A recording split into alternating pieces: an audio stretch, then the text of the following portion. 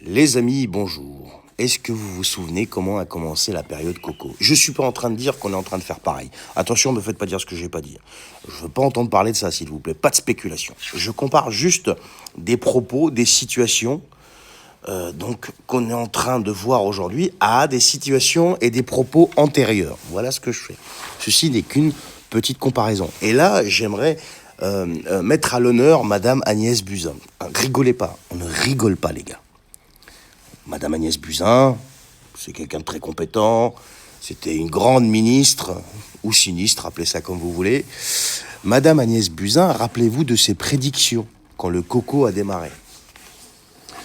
Je crois que même on parlait d'un laboratoire, quelque part en Chine, inauguré par quelqu'un de ses proches ou son mari. Je veux pas spéculer, mais il me semble que je suis pas très loin de la réalité. Bref, on s'en fout. Non, mais Madame Buzyn, ce qu'elle nous disait, c'est ça qui est intéressant, ce qu'elle nous disait au départ du coco. Ne vous inquiétez pas, ça a très peu de chances d'arriver en France. La contamination à l'échelle du pays est infime, les chances de contamination sont infimes, etc., etc. Et il s'est avéré qu'on s'est aperçu qu'après, Madame Buzyn s'est complètement trompée, ou pas. Ou peut-être Madame Buzyn ne faisait que répéter le narratif d'une stratégie.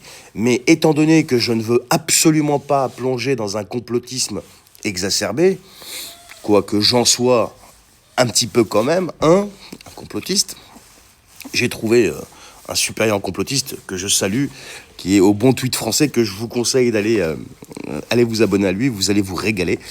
Il est sur X, allez vous abonner au Bon Tweet Français, vous allez vous régaler.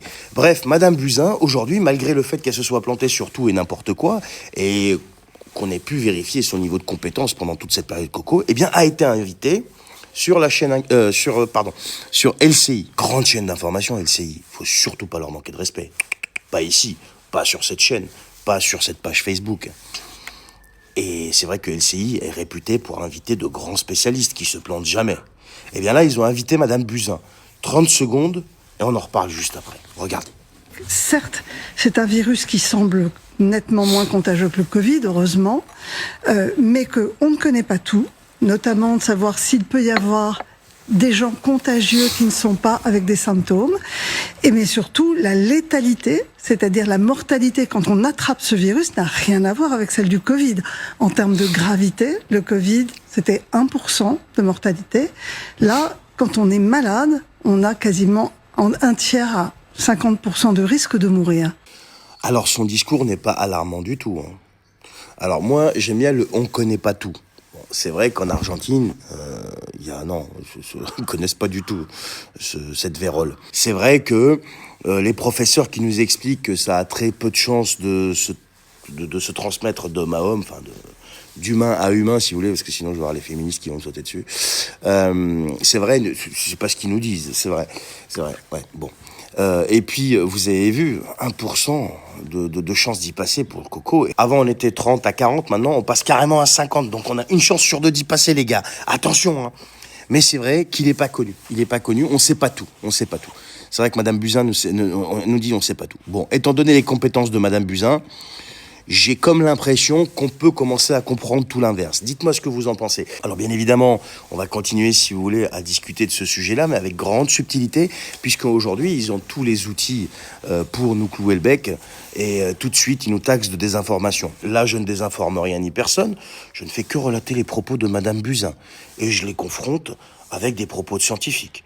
Notamment le professeur émérite, qui est infectiologue à l'université de Grenoble, qui en a parlé hier, et voilà, donc vous pouvez aller retrouver la vidéo, et d'ailleurs je vais faire un live, je pense aujourd'hui ou demain, alors aujourd'hui peut-être pas, mais certainement demain, je sais pas, je vais voir, sur le sujet, en vous passant quelques vidéos où on voit des scènes qui sont relativement contradictoires, et on va justement les décortiquer ensemble.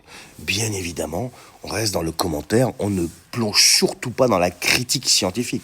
Nous ne sommes pas des scientifiques, nous ne sommes pas des médecins. Je ne me permettrai absolument pas une chose pareille. Je vous souhaite une excellente journée.